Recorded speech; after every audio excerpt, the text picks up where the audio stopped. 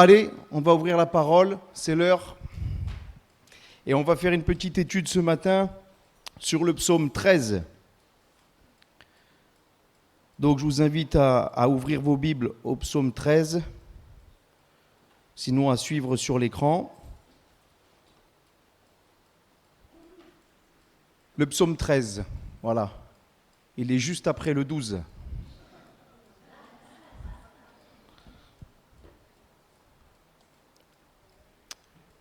Voilà, au chef des chantres, psaume de David. Jusqu'à quand, Éternel, m'oublieras-tu sans cesse? Jusqu'à quand me cacheras-tu ta face? Jusqu'à quand aurai-je des soucis dans mon âme et chaque jour des chagrins dans mon cœur? Jusqu'à quand mon ennemi s'élèvera-t-il contre moi? Regarde, réponds-moi, Éternel mon Dieu. Donne à mes yeux la clarté, afin que je ne m'endorme pas du sommeil de la mort, afin que mon ennemi ne dise pas « je l'ai vaincu » et que mes adversaires ne se réjouissent pas si je chancelle. Moi, j'ai confiance en ta bonté. J'ai de l'allégresse dans le cœur à cause de ton salut. Je chante à l'Éternel, car il m'a fait du bien. Amen. Alors le psaume 13 ici commence par une lamentation du psalmiste, du roi David, qui dira « Jusqu'à quand? Jusqu'à quand? Jusqu'à quand m'oublieras-tu? Jusqu'à quand me cacheras-tu ta face ?» etc. Et on voit dans ce psaume qui commence par un moment de désespoir, un moment de détresse, mais qui finit en quelques instants en un moment de joie et de confiance dans les bontés de l'Éternel. Ici, le roi David, il passe par un moment difficile dans sa vie. Alors, on ne sait pas exactement la circonstance, mais on sait que David est passé par de nombreuses épreuves, comme chacun de nous. Comme chaque chrétien, chaque chrétienne passera par des moments difficiles, des moments de doute, des moments de tristesse, des moments de désespoir, des moments d'incompréhension, des moments de persécution, des moments de difficulté. Et de la même manière que David pourra s'interroger sur la présence de Dieu, s'interroger sur la réponse de Dieu, s'interroger sur le fait que Dieu prend soin de lui, s'interroger tout simplement sur même sa foi. Le doute, ça vient parfois dans la vie chrétienne. Alors il y a des fois on est en haut, puis des fois on est un peu plus en bas. Et ça, c'est le lot de chaque chrétien, c'est le lot de chacun de nous durant notre marche. Vous savez, des fois, il y a même aussi des moments où on passe par des sortes de déserts spirituels. Des déserts spirituels. Alors, des fois, les déserts spirituels, ils durent 1 mois, quelques mois, et parfois, ça peut même durer des années. Certains diront, oh, quand même, un chrétien né de nouveau, passer par un désert spirituel pendant quelques années. Oui, un chrétien né de nouveau peut passer par des déserts spirituels pendant longtemps. Et c'est ce que nous allons voir ce matin aussi, parce que la Bible, qui est la parole de Dieu, inspirée, sans erreur, n'en est pas moins aussi humaine, écrite par des hommes inspirés qui sont si proches de nous. Quand on regarde les hommes et les femmes dans la Bible, on trouve souvent des ressemblances avec eux. Des fois, on s'identifie à des personnages, on dit « Tiens, ça me rappelle moi. Tiens, je passe par la même chose que lui. » Et oui, c'est normal parce que Dieu nous parle au travers de sa parole. Et nous savons que la parole de Dieu a tout pleinement pour nous conduire dans chaque domaine de notre vie. C'est-à-dire que la Bible, c'est un livre qui se lit, qui se médite, qui se pratique et qui se vit au quotidien. Pas que le dimanche matin, de 9h30, enfin de 10h à midi ou 11h30, ou le vendredi soir, non. Au quotidien, dans chaque moment de sa vie, du lever jusqu'au coucher. Dans tous les aspects, social, etc., etc. Alors, on va s'arrêter un instant là, premièrement, sur ces 4 questions, sur ces 4 lamentations, sur ces 4 questions du psalmiste. Jusqu'à quand? Jusqu'à quand, Éternel, m'oublieras-tu sans cesse? Et je sais que ça vous est arrivé.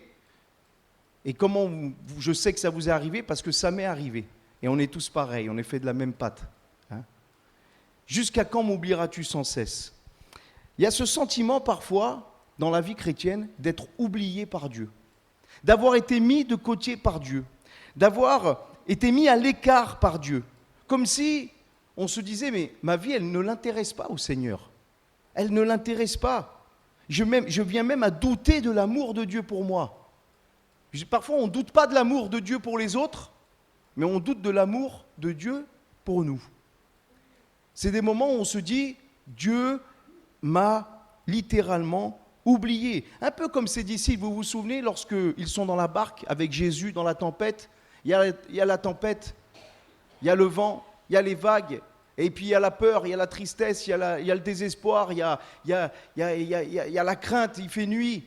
Et Jésus, il est là, il est en train de dormir dans le bateau. Et les disciples, ils vont dire, c'est dans Marc, chapitre 4, verset 38, voyant Jésus dormir à la poupe sur le coussin, ils le réveillent et ils vont lui dire, Maître, ne t'inquiètes-tu pas de ce que nous périssons? Oh Jésus, tu vois pas qu'on est en train de mourir, tu vois pas qu'on est en train de périr? Tu t'inquiètes pas, tu fais rien pour nous?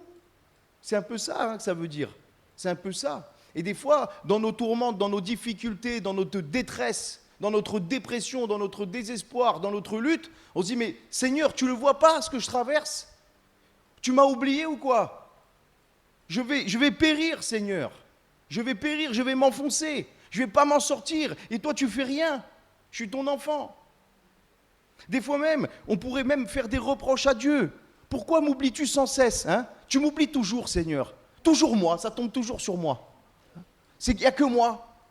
Les autres, tu ne les oublies pas, mais moi, tu m'oublies toujours. Pourquoi? Pourquoi m'oublier toujours? Vous vous souvenez de Marthe et de Marie, les deux sœurs? C'est dans Luc 10, verset 40. Alors Marthe, elle s'occupe des affaires du Seigneur, elle fait tout un tas de choses, tout un tas de tâches, de soins domestiques. Et puis il y a le Seigneur, il est là, et Marie, elle est à ses pieds, elle écoute les paroles du Seigneur. Et Marthe, elle va dire au Seigneur, mais ça te fait rien de me laisser servir seule? Dis-lui donc de m'aider. Il n'y a que moi qui travaille dans cette maison, il n'y a que moi qui passe par des difficultés dans cette maison. Et elle est tranquille, à tes pieds, tranquillou. Et des fois, c'est comme ça dans l'église. Ils sont tous tranquilles, tout va bien pour eux. Il n'y a que moi qui ai des galères, il n'y a que moi qui souffre. Oh Seigneur, tu es où? Ça vous est jamais arrivé? Mais bien sûr que ça vous est arrivé, pas la peine de répondre, je le sais. Jusqu'à quand me cacheras-tu ta face? Jusqu'à quand me cacheras-tu ta face?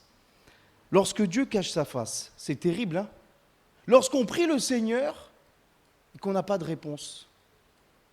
Lorsqu'on prie le Seigneur et qu'on n'a aucune direction, on veut une direction précise, c'est urgent, Seigneur, il faut que tu me parles là.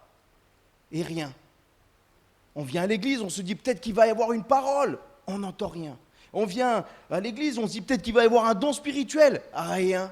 Un don spirituel pour l'autre, pas pour moi. On vient à l'église, on est à la maison, on ouvre la parole, on lit et on s'attend. Vous savez, au début de notre conversion, souvent, on pose des questions au Seigneur, puis on ouvre la Bible comme ça, on va au hasard. C'est incroyable. Au début de notre conversion, souvent Dieu nous parle. Puis au fur et à mesure, le truc, ça marche moins. Parce que ce n'est pas un truc comme ça. Dieu, ce n'est pas non plus un distributeur de canettes. Hein. Oh, donne-moi une réponse. Allez, boum. Ce n'est pas ça le Seigneur. Mais au début, Dieu, sachant que nous démarrons dans la foi comme des enfants nouveau-nés, il nous aide. Et il nous fait grâce de certains moments où en fait, on entend même Dieu parler tout le temps. Au début, on voit Dieu partout, on est réjouis. Il est là, il nous parle. C'est incroyable, c'est un miracle. Frère, je vois Dieu partout, il me parle à chaque instant, à chaque moment. Oui, parce que Dieu, il est en train de te bénir, il est en train t'apprendre à grandir. Puis après, plus ça va aller, et on va apprendre à marcher par la foi. La vie chrétienne, ce n'est pas qu'une vie de sensations, où on va avoir des frissons, où toujours Dieu va être là, va nous envoyer un ange, et on va entendre une voix dans les vous savez, comme un éclair, comme le tonnerre. Non, la vie chrétienne, c'est une vie qui se marche par la foi. Et souvent, tu ne vas pas ressentir quelque chose.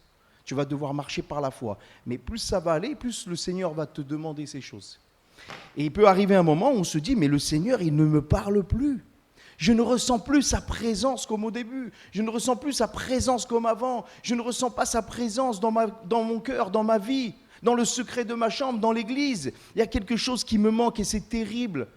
Lorsqu'on a goûté la présence de Dieu, de parfois avoir cette sensation de vide et de solitude. C'est vrai ou pas? Pourquoi me caches-tu ta face, Seigneur? Pourquoi me caches-tu ta face? Des fois, le Seigneur, c'est vrai qu'il ne nous parle pas tout de suite ou il se cache, on pourrait dire, parce que nous pouvons demeurer dans un péché. Certaines de nos actions lui déplaisent et nous persistons dans une chose qui n'est pas à sa volonté. Il nous l'a dit clairement et nous, on va dans le sens inverse. Mais Mais des fois, ce n'est pas le cas. Des fois, on a, entre guillemets, rien à se reprocher, dans le sens que on ne comprend pas. Seigneur, pourtant, je suis là, je te sers, je t'aime, je persiste, j'ai soif de toi, je veux... Et tu ne me réponds pas. Pourquoi? Pourquoi? Je sais que tu es présent, que tu m'entends, mais tu ne me parles pas. C'est terrible quand on est en présence de quelqu'un qui ne nous parle pas. Hein? Ou du moins qu'on croit qu'il ne nous parle pas. Nous, on connaît ça, les hommes. Hein. Nous, les hommes, on connaît plus ça que les femmes. Les frères, on connaît plus ça que les sœurs, que quelqu'un qui ne nous parle pas. Hein, les frères? Quand notre femme, on lui dit « ça va ?» Qu'est-ce qu'il y a? Qu'est-ce que j'ai fait? Tu le sais très bien. Mais non, je ne sais pas. Mais nous aussi, on est comme ça des fois. Quand on râle, on boude. Hein? Des fois, on boude. Des fois, on est plus des bouddhistes que des chrétiens. Je ne parle pas. Pendant 3 jours. Tu vas voir. Ben, il y a un malaise dans la maison quand les gens ne se parlent pas. Hein, c'est vrai, quoi. Il y a un malaise. Il y a un malaise quand on est dans une pièce où 2 personnes ne se parlent pas. Même pour les autres qui n'ont rien à voir, il y a un malaise. Ben, des fois, on est là et on se dit « Mais Seigneur, je ne comprends pas. Je ne comprends pas, Seigneur. Pourquoi tu ne me réponds pas? Pourquoi est-ce que tu me caches ta face? Seigneur, qu'est-ce qui se passe? » Job, qu'est-ce qu'il a fait, Job?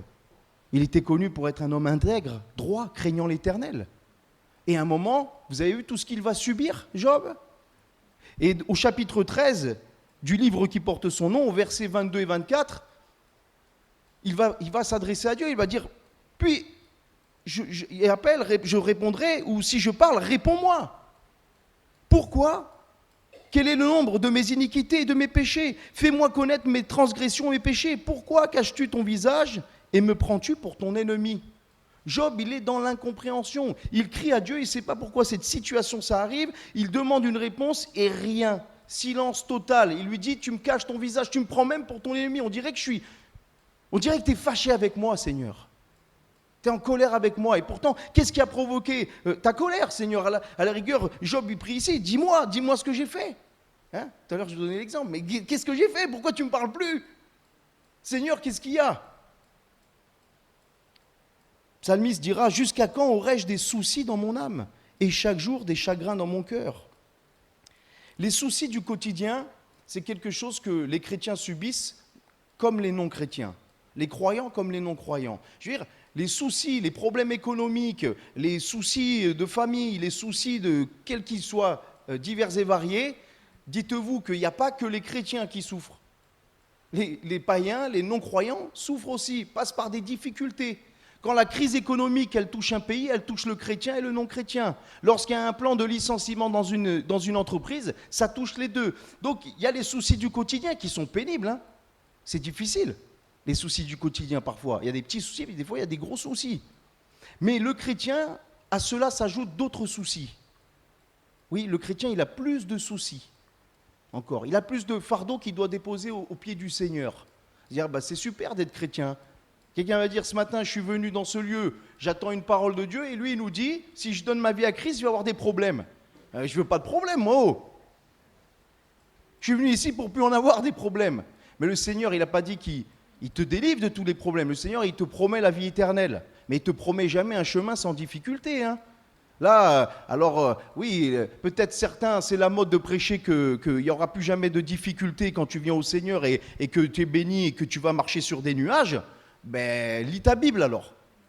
Et tu vas voir que tous les hommes et les femmes de Dieu, ils n'ont pas marché sur des nuages.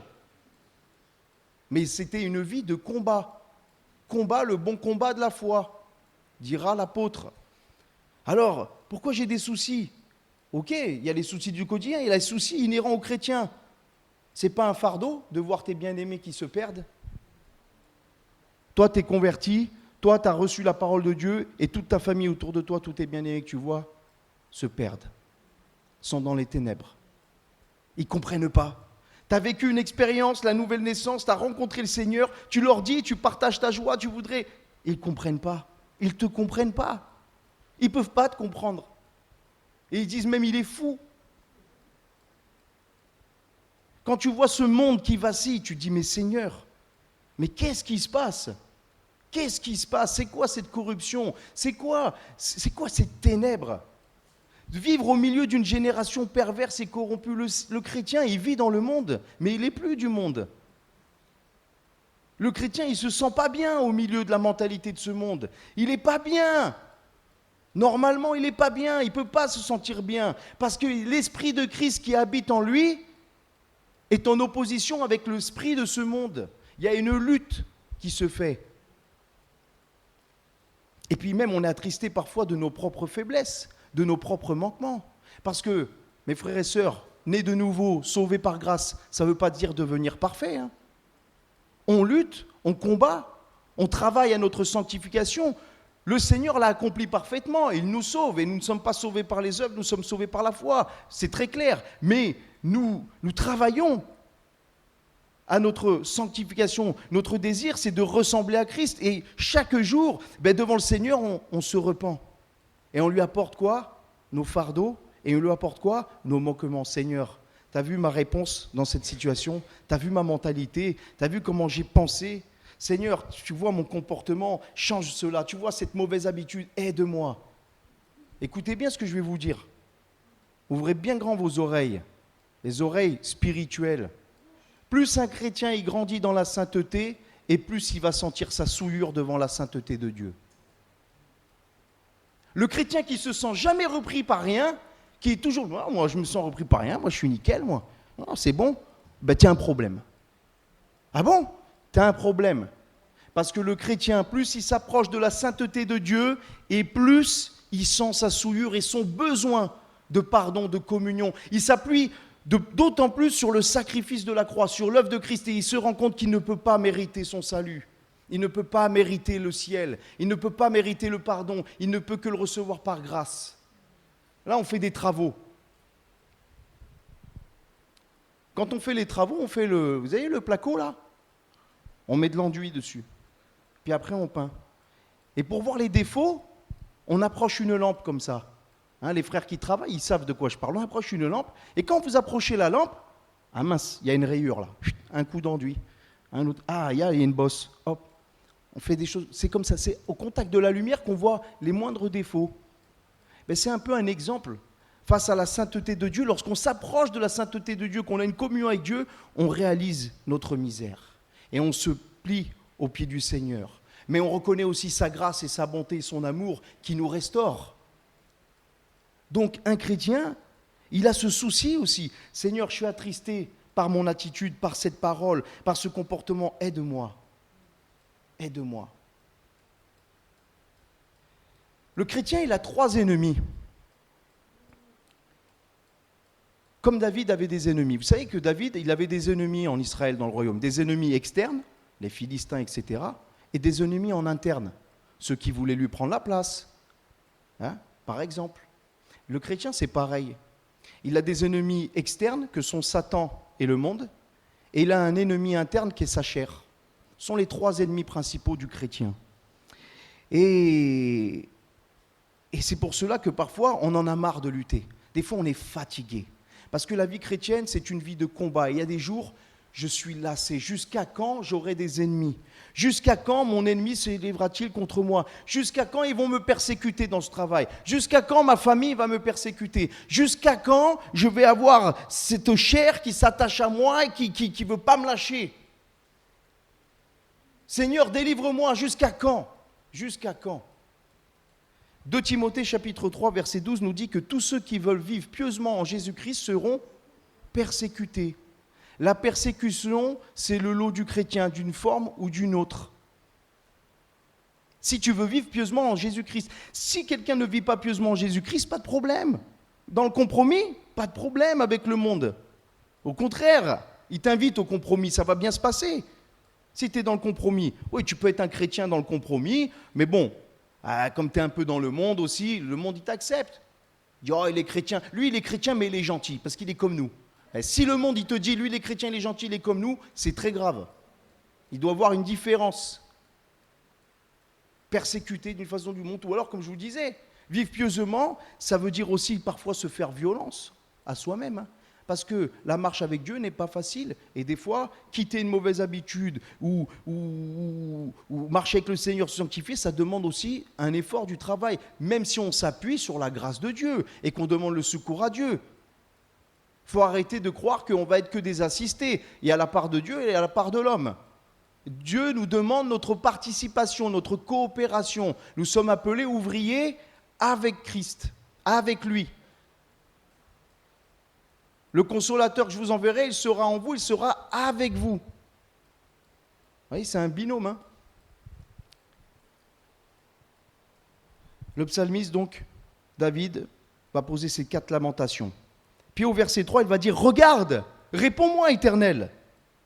Donne à mes yeux la clarté, afin que je ne m'endorme pas du sommeil de la mort. » Lui, il est conscient à ce moment-là de son état de cœur. Son état de cœur, il est terrible. Il sait que sa plainte, sa lamentation, c'est pas normal. C'est pas normal. Et parfois, quand on est dans cette attitude de, vous savez, de rébellion avec Dieu, ou de lever le poing contre Dieu, ou de dire, mais il n'est pas là, le Seigneur, mais qu'est-ce qu'il fait? Mais réclamer et de, quelque part, manquer de respect au Seigneur, ou être dans cette attitude où rien ne va, il y a une contradiction, on se dit, il y a quelque chose qui ne va pas. Je ne peux pas être sec comme ça, je ne peux pas ne pas entendre la voix de Dieu, je ne peux pas rester dans cet état, je ne peux pas réclamer contre le Seigneur. Il est saint, il est tout-puissant, il est bon. Il y a un peu cette lutte aussi, cette contradiction en nous, quelque part de lui dire, t'es où? Et de lui dire, mais regarde, t'es pas là, mais t'es là. Eh oui, des fois c'est ça, c'est ça. Le désespoir, la colère, l'amertume, la tristesse, parfois peut nous faire déformer les choses.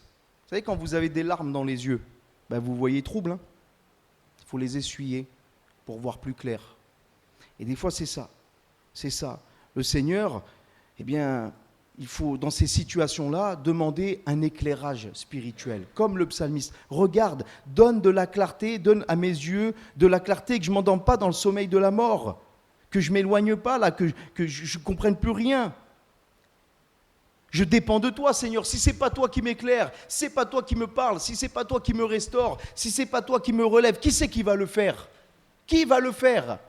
Il n'y a qu'à lui qu'on peut crier. Nous n'avons que lui. Nous n'avons que lui, mes frères et sœurs. Tu peux appeler le pasteur 18 fois. Aidez-moi, aidez-moi, aidez-moi. Oui, je vais prier, moi. Qu'est-ce que tu veux que je fasse? Je vais le faire. Puis le pasteur, lui, quand il est dans le désespoir, il appelle qui? Il appelle le Seigneur. Et oui, et donc, c'est aller crier à lui, c'est lui qui peut te sauver, c'est lui qui peut te restaurer, c'est lui qui peut te relever, c'est lui qui peut ouvrir tes yeux. C'est lui. Il n'y a pas d'intermédiaire, il est là, le Seigneur. Il y a un seul intermédiaire, c'est Jésus-Christ. Ou alors vous voulez qu'on retombe dans des travers, ou alors vous croyez que c'est moi qui vais intercéder, qui vais faire que vous ayez la joie? Vous croyez que j'ai un pouvoir magique? Hein? Vous savez, des fois, il y a de la superstition dans le monde évangélique. On croit que pasteur untel, il a l'onction. Mais tu as l'onction aussi. L'onction, c'est le Saint-Esprit en toi. On croit que le pasteur, il est puissant, lui. Lui, il est puissant. Lui, il est pas terrible, mais lui, il est puissant. Et je vais aller vers lui. Tu sais, on a déjà vu dans des files, imposition des mains, là, dans les grandes églises, on est là, et puis on nous demande de prier. Puis il y a des files, il y a le pasteur puissant, il y a le pasteur un peu puissant, le pasteur super puissant, puis le pasteur pas terrible. Alors, c'est bizarre parce que le pasteur super puissant, il a une longue file d'attente, et l'autre, il est là, et je prie pour qui? Vous voyez, ça, c'est de la superstition. Ce n'est pas le pasteur untel, c'est le Seigneur. Oui, bien sûr que le pasteur, il va pouvoir prier pour toi, prier avec toi, bien sûr, qu'il va t'accompagner comme n'importe quel frère et sœur en Christ. Mais celui qui a la possibilité d'ouvrir les yeux, c'est le Seigneur. C'est pour cela que, souvenez-vous, lorsque Jésus va faire cette multiplication des pains et des poissons, et qu'il va donner un enseignement, et que les disciples ne vont pas l'accepter, et que beaucoup vont l'abandonner, et il va rester les 12. Il va rester les 12. Et Jésus, qu'est-ce qu'il a dit à ce moment-là? Non, s'il vous plaît, ne partez pas, je vais compromettre la vérité, restez avec moi. Jésus, il ne compromet pas la vérité. Il va leur dire tout simplement, est-ce que vous voulez partir, vous aussi? Est-ce que vous voulez m'abandonner, vous aussi, parce que mes paroles vous déplaisent? Pierre dira ceci dans Jean, chapitre 6, verset 68. À quel autre irions-nous? Tu as les paroles de la vie éternelle. À qui d'autre tu veux aller dans ces moments de désespoir, de doute, d'incompréhension? Il n'y a que le Seigneur. Il n'y a que le Seigneur. C'est ce cri de dépendance à Dieu. Regarde, Seigneur, réponds-moi, donne la clarté à mes yeux, fasse que je ne m'abandonne pas au sommeil de la mort, afin que mon ennemi ne dise je l'ai vaincu et que mes adversaires ne se réjouissent si je chancelle. Là, il y a quelque chose d'intéressant aussi. Vous savez, David, c'est un homme qui a fait beaucoup de péchés, comme chacun de nous. Pourtant, il est appelé un homme selon le cœur de Dieu, parce que David, il savait se repentir. David, il savait s'humilier. Et David, il avait le souci de la gloire de Dieu. Je me souviens d'un pasteur, il s'appelait Monsieur Hainaut, Bernard Hainaut. Il a prêché pas mal de messages que j'ai entendus. Pourtant, je me souviens quasiment d'aucun de ces messages. Peut-être une fois qu'il avait fait un peu une sorte d'étude sur la foi. Mais je me souviens d'un titre, d'un de ces messages qui m'ont marqué. Le titre, « Avoir le souci de la gloire de Dieu ». Je dis, ce titre, c'est une prédication en lui-même. Avoir le souci, être soucieux, c'est-à-dire s'occuper, se préoccuper, s'intéresser à la gloire de Dieu en priorité dans tous les aspects de ma vie. Avoir le souci de la gloire de Dieu. Et ici, David, lorsqu'il dit « Seigneur, réveille-moi, donne de la clarté à mes yeux, afin que mes ennemis ne se réjouissent », au-delà des ennemis qui se réjouiraient de la victoire qu'ils auraient sur David, David, lui, il attribue ses victoires à Dieu. Et au-delà des attaques des ennemis à sa personne, il attribue les attaques de l'ennemi directement au nom de Dieu, à la gloire de Dieu. Il porte atteinte, pour lui, les ennemis portent atteinte à la gloire de Dieu. Un peu comme lorsqu'il s'est battu contre Goliath. Et qui dira, qui est cet incirconcis pour insulter le nom du Dieu vivant? David, il avait le souci de la sainteté et de la gloire de Dieu, du nom de Dieu. Souvent dans les psaumes, quand on voit David parler de ses ennemis, on a l'impression qu'il désire la vengeance. Mais en réalité, ce qui est en abomination au cœur de David, c'est qu'on bafoue le nom de Dieu. Et ici, il dit, sauve-moi, réponds-moi, donne de la clarté, pour pas que mes ennemis se réjouissent de ma défaite, de ma condition. Et de cela, ils vont dire quoi? C'est ça ton Dieu? Ton Dieu, il est comme ça. Et ça aussi, c'est important que dans ces moments-là, difficiles, disons, Seigneur, avant même de regarder à ma propre personne, avant même de regarder à mon amour-propre, à mon confort, à ma situation, Seigneur, d'abord, que ton nom soit glorifié. Seigneur, en priorité, si tu me sors de cette situation, c'est pour que ton nom soit glorifié. C'est pour que mes ennemis, ceux qui m'outragent, ceux qui me persécutent, puissent être confondus par la grandeur de Dieu. Et de voir en moi une œuvre de Dieu. Tout est pour la gloire de Dieu. L'apôtre Paul était comme cela. Dans Actes chapitre 20, verset 24, il dira ceci.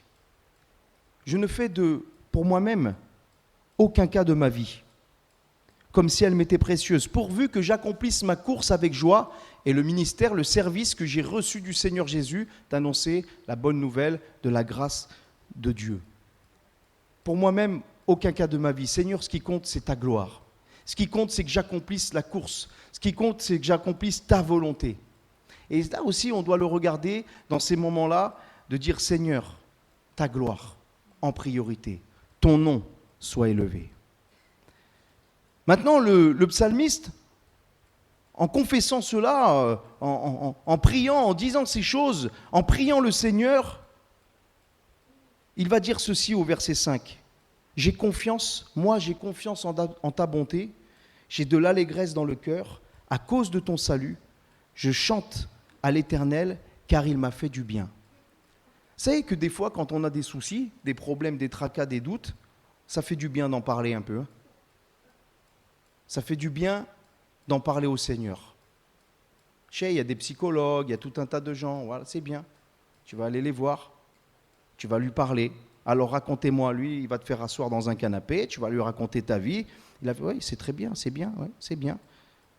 Ah, l'heure est passée, ça fera 60 €, s'il vous plaît. Je reviens? Oui, oui, revenez la semaine prochaine, ma piscine n'est pas terminée.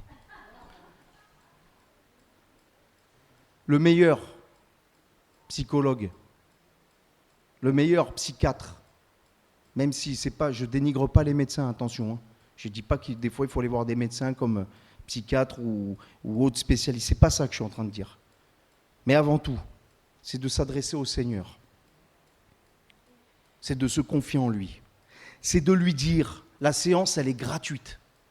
Sur ton lit, dans le secret de ta chambre, de lui dire ce que tu as sur le cœur au Seigneur. Et de lui parler. Et souvent lorsqu'on dit les choses, on trouve même la solution dans ce qu'on dit. Des fois, j'ai des entretiens avec des personnes, ils ont des problèmes. Alors racontez-moi, ok, ça, ok. Et donc tu penses que ça, alors je pose des questions, ouais, c'est ça, ceci, ok. Je dis, en fait, tu as tout dit. Tu as la solution. Tu l'as dit toi-même. Ah oui, ben voilà. Tu vois, en disant les choses, tu t'aperçois que la solution, tu la connais. Et le psalmiste, lorsqu'il expose son cas, dans sa plainte, dans sa prière, il se souvient tout d'un coup des promesses de Dieu. Parce qu'elle est là, la victoire. Elle est dans la parole de Dieu.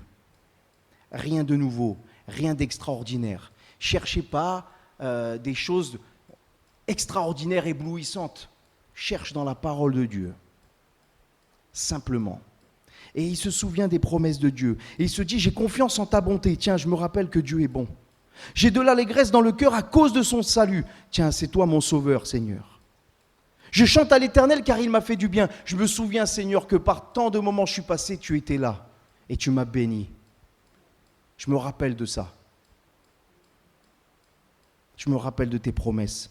Je me rappelle de versets que j'ai lus. Par exemple, si Dieu est pour nous, qui sera contre nous? Si Dieu est pour nous, qui sera contre nous? Je me rappelle de promesses comme ça, Seigneur, dans ta parole. Et le jusqu'à quand, il peut se transformer en il y a le temps de Dieu. Dans quelques situations désespérées que nous soyons, lorsque nous sommes près du Seigneur, même quand il semble silencieux, il y a le temps de Dieu, mon frère, ma sœur. Dieu, il est souverain. Un mot de lui, la situation change. Donc s'il permet que la situation ne change pas comme ça, c'est qu'il y a une raison derrière. C'est qu'il y a une raison. Je ne la connais pas, on ne la connaît pas parfois, mais lui la connaît. C'est quand on arrive à l'aboutissement qu'on comprend, ah oui, je sais pourquoi Dieu a permis. Apocalypse chapitre 6, versets 9 à 11. Alors là, nous sommes dans le ciel, et il y a le 5e sceau qui est ouvert, et on voit l'autel des âmes de ceux qui avaient été immolés à cause de la parole de Dieu, à cause du témoignage qu'ils avaient rendu. Et ils crièrent d'une voix forte en disant, Apocalypse chapitre 6, versets 9 à 11. Ils crient quoi dans le ciel? Jusqu'à quand? Le verset 10.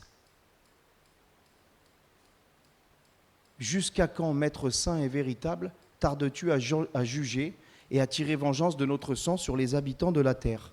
Là aussi, il pose cette question, jusqu'à quand, Seigneur? Combien de temps encore? Alors une robe blanche est donnée à chacun d'eux, et il leur fut dit de se tenir en repos quelque temps encore, jusqu'à ce que fût complet le nombre de leurs compagnons de service et de leurs frères qui devaient être mis à mort comme eux. Et il y avait le temps de Dieu. Dieu, il sait très bien ce qu'il fait. Il n'arrive pas en avance, il n'arrive pas en retard. Dieu, il arrive à l'heure. Donne à mes yeux la clarté, afin que je ne m'endorme pas du sommeil de la mort. Les promesses de Dieu, les Écritures sont celles qui éclairent notre sentier. Quand tu ne sais plus où donner de la tête, lis la Bible. Je n'ai pas eu de réponse, lis encore. Et comme je le disais tout à l'heure, fais pas comme tu pouvais le faire au début. Ah, pas de réponse. Pas de réponse. Bon, ben j'abandonne. Vous savez, il y a une histoire comme ça, un jour. Il y a un homme, il cherchait une réponse. Et il était malheureux, dans le désespoir, et il a commencé à faire ça. Alors il a ouvert, il a vu Judas se pend. Il a dit, il faut que je me pende. Il a été, il s'est raté. Il a été pour se pendre, il s'est raté. Alors il a rouvert la Bible encore une fois comme ça, il a dit « Repens-toi !» T'as compris ? Vous voyez, ça peut être dangereux. Ce que je veux dire, il ne faut pas être superstitieux non plus, mais il faut lire, il faut persévérer dans la lecture de la parole. La Bible nous dit dans Psaume chapitre 119, verset 105, « Ta parole est une lampe à mes pieds, une lumière sur mon sentier. » Le psaume 27, verset 1 nous dit « L'Éternel est ma lumière et mon salut, de qui aurais-je crainte ? L'Éternel est le soutien de ma vie, de qui aurais-je peur ?» Et malgré la détresse, la difficulté de garder toujours confiance, comme ici il dira à David, « J'ai confiance en ta bonté, j'ai confiance que Seigneur tu me sortiras d'affaires. » 2 Corinthiens chapitre 4, versets 8 à 9. Paul dira « Nous sommes pressés de toute manière, mais non réduits à l'extrémité, dans la détresse, mais non dans le désespoir, persécutés, mais non abandonnés, abattus, mais non perdus. » Et notre frère, vendredi, prenait ce verset « J'estime que les souffrances du temps présent ne sauraient être comparées à la gloire à venir. » Donc malgré tout ce que je peux passer, Seigneur, je sais que je ne suis pas abandonné. C'est ta parole qui me le dit. Je sais que les souffrances du temps présent, ça n'a rien à voir comparé à une éternité dans la gloire. Je pourrais souffrir 80 ans sur cette terre, mais je vivrai une éternité dans la félicité. Je sais que c'est... Oui, mais c'est facile de dire ça. Oui, mais c'est la foi. Il faut s'appuyer avec foi sur ces paroles-là. On marche par la vue ou par la foi ? Par la foi, mais si souvent nous marchons par la vue. Seigneur, ouvre mes yeux, les yeux de mon cœur. Dans la louange même, dans la prière, dans l'adoration, nos cœurs peuvent être libérés. Vous vous souvenez de Paul et Silas en prison ? Acte 16, versets 22 à 26. La foule se soulèvera contre eux, et les prêteurs, ayant fait arracher leurs vêtements, ordonnèrent qu'on les bâtît de verges. Persécution. Ils ont été chargés de coups. Ils les jetèrent en prison et recommandèrent au geôlier de les garder sûrement. Le geôlier, ayant reçu cet ordre, les jeta dans la prison intérieure et leur mit aux pieds des cèpes aux pieds, des chaînes. Voilà. Vers le milieu de la nuit, Paul et Silas priaient et chantaient des louanges à Dieu, et les prisonniers les entendaient. Tout à coup, il se fit un grand tremblement de terre, en sorte que les fondements de la prison furent ébranlés, et au même instant, toutes les portes s'ouvrirent, et les liens de tous les prisonniers furent rompus. Voyez ici Paul et Silas en prison. Ils auraient pu se dire « Seigneur, je ne comprends pas, on témoigne, on prêche ta parole, on a tout abandonné pour te suivre, on a fait ceci, on a fait cela, et voilà le résultat, on est en prison avec des chaînes aux pieds, comme des malfrats. » Qu'est-ce qu'ils vont faire ? Ils vont louer le Seigneur, ils vont chanter les louanges de Dieu, ils vont glorifier le Seigneur, et ils ne vont pas se préoccuper des circonstances, ils vont juste adorer leur Dieu. Et dans cette adoration, la libération, elle vient. Des fois, même dans la difficulté, tu pries, tu chantes des cantiques, et c'est la paix de Dieu qui vient et qui inonde ton cœur. Combien de fois c'est arrivé ça ? Allez, c'est bon, je laisse tomber les problèmes, je laisse tomber les tracas, je laisse tomber tout ça, je loue Dieu, je persévère, je chante. Et un cantique, il restaure ton âme. Une prière. On le dit souvent dans les réunions de prière, mais venez aux réunions de prière. Je ne vais pas vous tirer par force quand même. Je ne vais pas vous appeler, aller vous chercher chez vous. Tu viens à la réunion de prière ? Je ne suis pas ton père, moi. Ça doit venir d'un cœur vrai, sincère. Mais tout ça pour dire quoi ? Un encouragement pour dire combien de fois je ne voulais pas aller aux réunions de prière. Bon, aujourd'hui, je suis obligé. Hein ? Sinon, qui va prêcher ? Vous allez me dire, oh là là, il exagère, il est obligé. Non, mais attendez, des fois, on a des luttes. Donc, des fois, tu es là, tu te dis, j'ai pas envie d'aller à la réunion. J'ai pas envie d'y aller, j'ai pas envie de boire la tête d'un tel, j'ai pas envie de voir l'autre, il va me poser les mêmes questions, j'ai pas envie de prier, puis l'autre, il va me saouler, c'est toujours la même prière. L'autre, il va prêcher pendant 1 heure avec 15 000 versets, c'est bon, j'en ai marre, je suis crevé, j'ai le boulot, demain, je me lève tôt, C'est pas bon, ouvre les yeux de mon cœur, Seigneur. Tu te fais violence, combien de fois on est arrivé à la réunion ? J'ai pu arriver à la réunion, je ne voulais pas y aller, j'y suis allé à reculons. Je suis arrivé à reculons à la réunion, comme ça. Ça va ? Ouais, ça va, super. Hypocrite en plus, hein ? Ouais, génial, hein, ça va, gloire à Dieu. Hein ? Et j'ai été béni. Une parole du Seigneur, une prière de mon frère, ma soeur. C'est important de prier à haute voix aussi. On prie dans son cœur, mais prie à haute voix. Tu vas encourager ton frère, ta soeur autour de toi. Et combien de fois une parole, on a été béni, restauré, et j'ai bien fait de venir. Parce que j'ai loué Dieu. Et dans la louange, l'adoration, dans la prière, la délivrance, la solution allait arriver. Eh oui. Alors je vais terminer. Juste avec, il y en aurait tellement des promesses, mais je vais prendre une promesse pour chaque situation que nous avons lue. Parce que la parole de Dieu, elle donne une issue. À cette question, jusqu'à quand, Éternel, m'oublieras-tu sans cesse? Nous pourrions répondre avec Ésaïe chapitre 49, versets 15 à 16. Une femme oublie-t-elle l'enfant qu'elle allait? N'a-t-elle pas pitié du fruit de ses entrailles?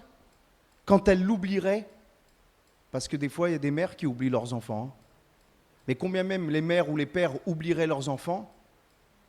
Moi je ne t'oublierai jamais, dit le Seigneur.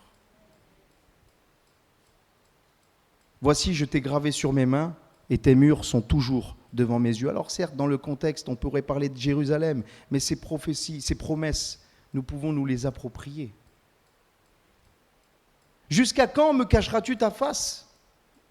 À ce, nous pourrons répondre, Ésaïe chapitre 54, verset 8.